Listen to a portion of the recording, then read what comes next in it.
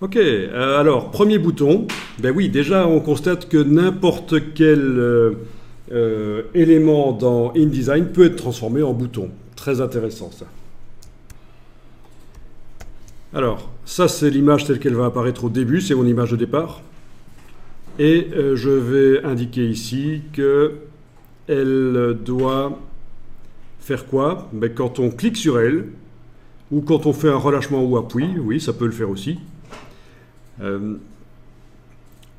on va afficher ou masquer des boutons ou des formulaires. Afficher, masquer, boutons et formulaires. Et là, la liste des boutons qui sont dans le document apparaît. Ah oui, qui sont sur cette page en fait. Et celui-ci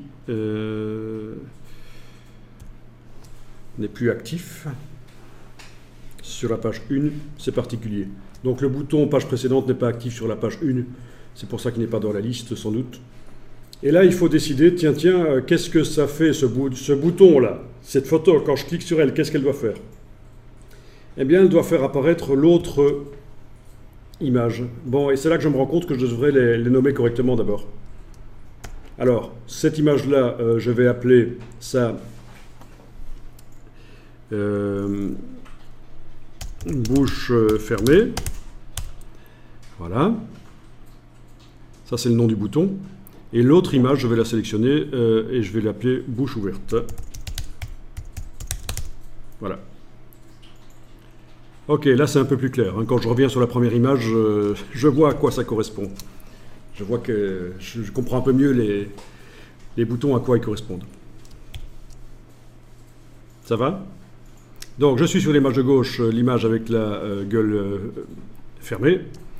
Et quand on clique sur elle, elle doit ouvrir, doit afficher l'image qui s'appelle bouche ouverte.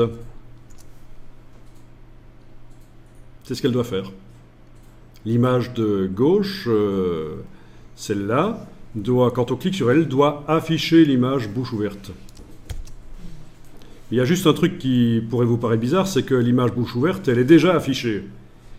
Eh bien, voilà ce qu'on va faire ici. Vous allez la sélectionner, vous allez dire que jusqu'à ce qu'on fasse appel à elle, elle n'apparaît pas, c'est masqué jusqu'au déclenchement. Donc, quand on va arriver sur la page 1, normalement, elle ne sera pas visible. C'est juste quand on va cliquer sur l'autre qu'elle va apparaître. Vous enregistrez le document, on va déjà tester ça, petit à petit.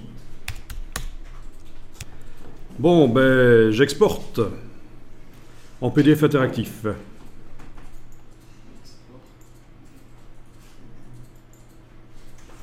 C'est vrai que je pourrais exporter une seule page si c'était réglé, mais bon, ça va vite ici. Les pages sont quasiment vides. Donc, comme prévu, l'image de droite n'apparaît pas.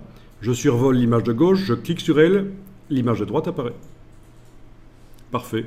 Donc, elle est masquée jusqu'au déclenchement et l'image de gauche sert à faire apparaître l'image de droite. Super. Bien évidemment, il y a encore un peu de boulot, mais petit à petit, on vérifie que les choses fonctionnent. Non.